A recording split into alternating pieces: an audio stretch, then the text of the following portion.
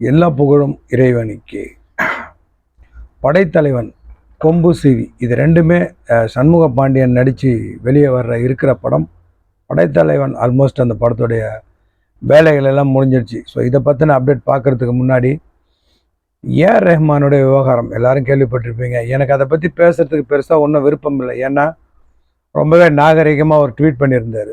இதை பற்றி யாரும் பேசாதீங்க, எங்களுக்குன்னு ஒரு பர்சனல், எங்களுக்குன்னு ஒரு வாழ்க்கை இருக்குது, அதை நாங்கள் பார்த்துக்குறோம் அப்படிங்கிற மாதிரி. நம்ம பேச வந்தது அது கிடையாது. இன்றைக்கி அதை வச்சு பார்த்தீங்கன்னா பல எச்சைகள், சாக்கடை தின்னக்கூடிய பன்றிகள் மாதிரியான சில மனிதர்கள் பார்த்தீங்கன்னா அவரை கொச்சப்படுத்தி பேசிக்கிட்டு இருக்கிறாங்க. என்னை பொறுத்த வரைக்கும் ஏஆர் ரஹ்மான் தமிழகத்தின் அடையாளம், இந்தியாவின் அடையாளம் சொல்லலாம். உலக சிறந்த இசையமைப்பாளர்களில் ஒருத்தர். ஒரு 5 பேரை தேர்ந்தெடுத்தாங்கன்னா ஏஆர் ரஹ்மான் நிச்சயமாக அதில் இருப்பார். இன்றைக்கி அரபு படங்களுக்கு கூட மியூசிக் பண்ணுறார். உலகத்திலே பார்த்தீங்கன்னா காமனாக பேசக்கூடிய 2 மொழி அரபு அண்டு இங்கிலீஷ், அரபு அண்டு ஆங்கிலம். இந்த 2 மொழிகள்லையுமே பார்த்தீங்கன்னா அவர் கோலோச்சி நிற்கிறார் அப்படின்னு சொல்லலாம். அது இங்கிலீஷாக இருக்கட்டும், அரபாக இருக்கட்டும். பல படங்கள் அரபில் பண்ணிட்டார். இப்போ கூட ஒரு அரபு அண்டு ஆங்கிலம் கலந்த ஒரு படங்களில் ஒரு சில படங்கள் ஒர்க் பண்ணிக்கிட்டு இருக்கிறார். அவருடைய மகன் அமீன் பார்த்தீங்கன்னா அதுக்காக ஒர்க் பண்ணுறாரு. அமீன் பேசிக்காக அரபி தெரிஞ்சவர். அவர் துபாயில் படித்ததுனால அவர் பேசிக்காக அரபி தெரிஞ்ச ஒரு ஆள். அவர் சமீபத்தில் கூட 10 தலைங்கிற படத்தில் ஒரு பாட்டு பாடியிருப்பார். நினைவிருக்கா அப்படிங்கிற ஒரு பாட்டு அவர் பாடியிருப்பார்.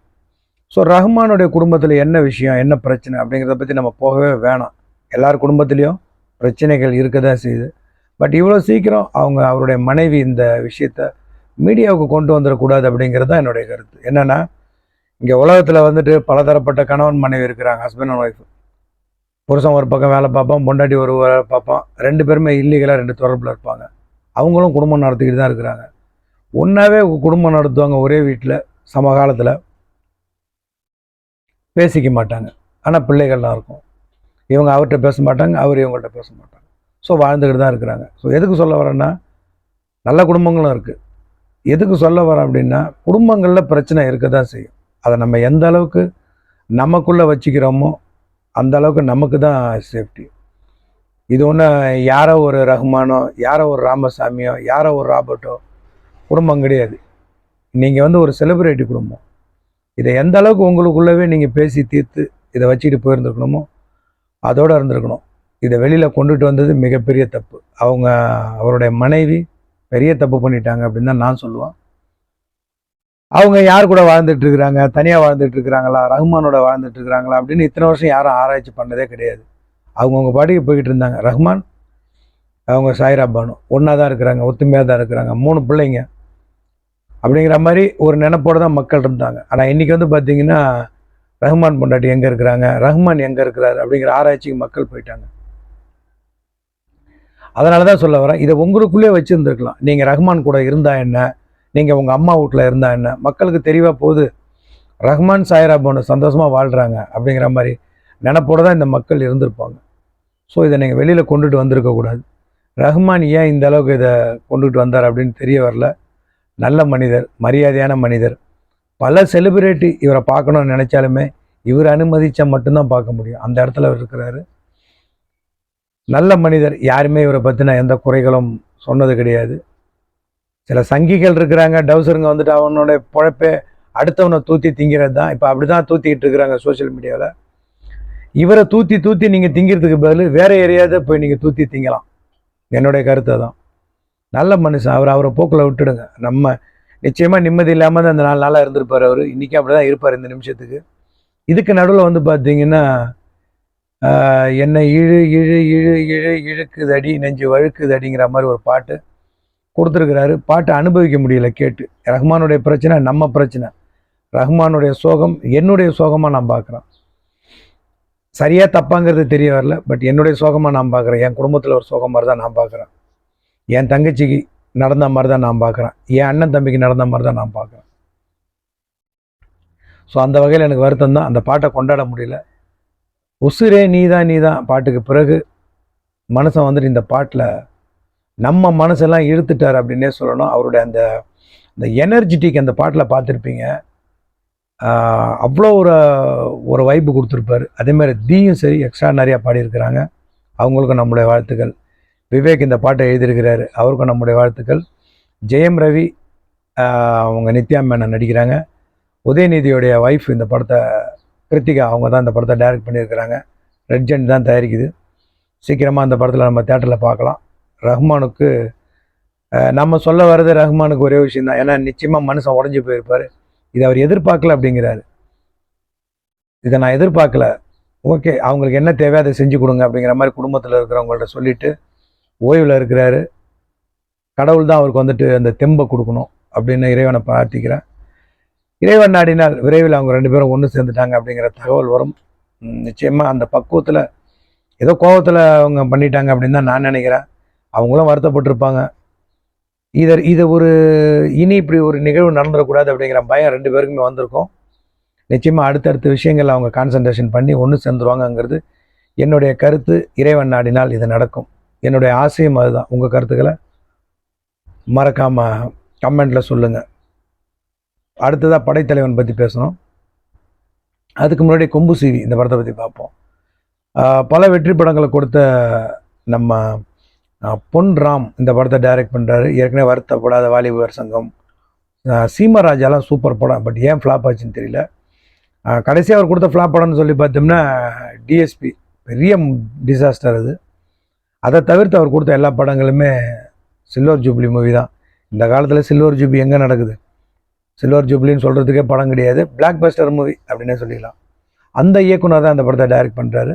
இதில் சரத்குமார் ஒரு முக்கியமான ரோல் பண்ணுறாரு. சண்முக பாண்டியன் கதாநாயகனை பண்ணுறாரு. கவர்ச்சி நடிகை ராணி இவங்களுடைய மகள் கதாநாயகியாக நடிக்கிறாங்க. அவங்க பேர் எனக்கு தெரியல. இவங்க வந்துட்டு நாட்டாம படத்தில் டீச்சராக வருவாங்க. நல்ல ஒரு கதாபாத்திரம். விஜயகாந்துக்கு வந்து பார்த்தீங்கன்னா ஆனஸ்ட் ராஜுங்கிற படத்தில் காட்டுறேன் பாட்டில் ஒரு சீனுக்கு வருவாங்க. 3 மாடல் வருவாங்க, 3 பேர் வருவாங்க. அதில் இவங்களும் ஒரு மாடலாக வருவாங்க. இந்த படத்துக்கு யுவன் சங்கர் ராஜா இசையமைக்கிறாரு. இந்த படத்தோடைய கதைன்னு பார்க்கும்போது 90s நடக்கிற இந்த உசிலம்பட்டி, ஆண்டிப்பட்டி, தேனி மாவட்டங்களில் நடக்கிற கொள்ளை சம்பவங்களை பற்றின கதை. இதில் ஒரு ஆன்டி ஹீரோவாக வந்துட்டு சண்முக பாண்டியன் பண்ணுறாரு அப்படிங்கிற மாதிரி சொல்கிறாங்க. அடுத்த அப்டேட் சீக்கிரமாக வர இருக்குது. படைத்தலைவன் இந்த படம் ஒர்க் ஆல்மோஸ்ட் முடிஞ்சிடுச்சு. கோட் படத்தில் வந்துட்டு விஜயகாந்த் ஐ தொழில்நுட்பத்தில் காட்ட போகிறோன்னு பொய் தொழில்நுட்பத்தில் காமிச்சு ஏமாற்றிட்டான் விஜய் காக்கா. ஸோ அவன் திட்டமிட்டு பண்ண சதி தான். அந்த படத்தில் வந்து பார்த்திங்கன்னா காக்கா விஜய் வந்துட்டு விஜயகாந்தை கேவலப்படுத்திட்டு ஒரு மாஸ்கை மாட்டி ஐ தொழில்நுட்பம் பொய் தொழில்நுட்பம்னு சொல்லி ஏமாற்றிட்டான். பட் இந்த படத்தில் விஜயகாந்த் அல்டிமேட்டாக ஒரு ஃபைட் சீனில் வராரு அப்படிங்கிற மாதிரி சொல்கிறாங்க. இன்னும் வேறு சில காட்சிகளாக இருக்குது அப்படிங்கிற மாதிரி சொல்கிறாங்க. ஸ்டண்ட்டு சீன் வந்து பார்த்திங்கன்னா சண்முக பாண்டியனும் கேப்டனும் சேர்ந்து பண்ணுற மாதிரியான ஒரு ஃபைட் சீன் வந்து முழுக்க ஐ தொழில்நுட்பத்தில் பண்ணியிருக்கிறாங்க அப்படிங்கிற மாதிரி தகவல் ஒன்று சொல்லியிருக்கிறாங்க. பட் ஆக்ரோஷமான சண்டை காட்சி. இந்த இதில் கூட வந்து பொட்டு வச்ச தங்க கூட பாட்டை பயன்படுத்தியிருக்கிறதா சொல்கிறாங்க. பட் எடுத்துட்டாங்களா இல்லையாங்கிறது தெரிய வரல. ஏன்னா ஆல்ரெடி லப்பர் பந்து படத்தில் அந்த பாட்டை யூஸ் பண்ணிட்டாங்க. ஸோ வாய்ப்பு ரொம்ப குறைவுன்னு நினைக்கிறேன்.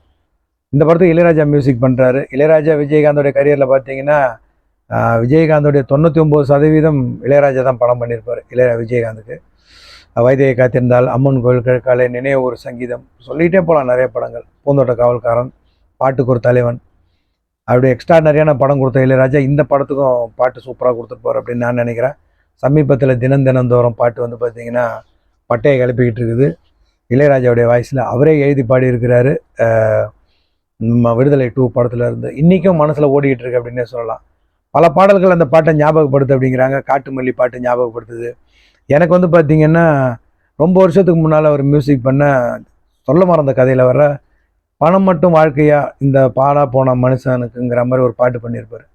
அந்த பாட்டுடைய ஜாடா இந்த பாட்டில் நிறைய இருக்குது. அவர் எழுதி பாடுனதுனால இருக்கா, அவருடைய வாய்ஸில் அப்படி இருக்கான்னு நமக்கு தெரிய வரல. பட் இந்த வயசுலேயும் எக்ஸ்ட்ராடனரியாக பாட்டு கொடுத்துருக்கிறாரு. தொடர்ந்து இதே மாதிரி பாட்டுகள் நிறைய கொடுப்பார் நம்பலாம். படைத்தலைவன் படத்துலேயும் அதே மாதிரியான பாடல்கள் நிறைய இருக்குது அப்படின்னு சொல்கிறாங்க.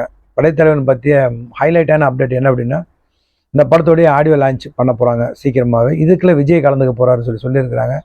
நிறைய வீடியோவில் நான் சொல்லிட்டேன், விஜய் கலந்துக்கிறதுல எனக்கு விருப்பம் கிடையாது.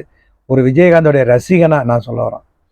எனக்கு இதில் விஜய் கலந்துக்கிறத விருப்பமே கிடையாது. ஏன்னா அதன் மூலிமா கிடைக்கக்கூடிய புகழ் விஜயகாந்த் குடும்பத்துக்கு வேணாம். விஜயகாந்த் குடும்பத்துக்கு இருக்கிற புகழே போதும். இந்த பார்க்கல ஒரே ஒரு பாட்டு, 5 கோடி ரூபா பட்ஜெட் படத்தை 50 கோடி ரூபா வசூல் பண்ணி கொடுத்துச்சு. விஜயகாந்துக்கு இல்லாத ஒரு மார்க்கெட்டாக இங்கே விஜய்க்கு இருக்க போகுது? அது கிடையாது. ஸோ விஜய் கலந்துக்கிறதுல எனக்கு விருப்பம் இல்லை. ஒரு ரசிகனாக உங்கள் கருத்தை சொல்லுங்கள். விஜய் கலந்துக்கிறதுல உங்களுக்கு விருப்பம் இருக்கா இல்லையான்னு. ஏன்னா விஜய் மூலம் ஏற்படக்கூடிய புகழ் எங்களுக்கு தேவையில்லை. விஜயகாந்தால் விஜய் குடும்பத்துக்கு புகழ் கிடச்சிச்சு, பணம் கிடச்சிச்சு, காசு கிடச்சிச்சிங்கிறது மட்டுமே வரலாறாக இருக்கணும். சண்முக பாண்டியனோட நிகழ்ச்சியில் விஜய் கலந்துக்கிட்டதுனால கூட்டம் வந்துச்சு, மார்க்கெட் கிடச்சிச்சு, பணம் சம்பாதிச்சாங்க அப்படிங்கிறது விஜயகாந்த் குடும்பத்துக்கு ஒரு மிகப்பெரிய இழுக்காக தான் நான் பார்க்குறேன். இறைவன் நாடி நான் இன்னொரு வீடியோவில் உங்களை சந்திக்கிறேன். எல்லா புகழும் இறைவனுக்கு.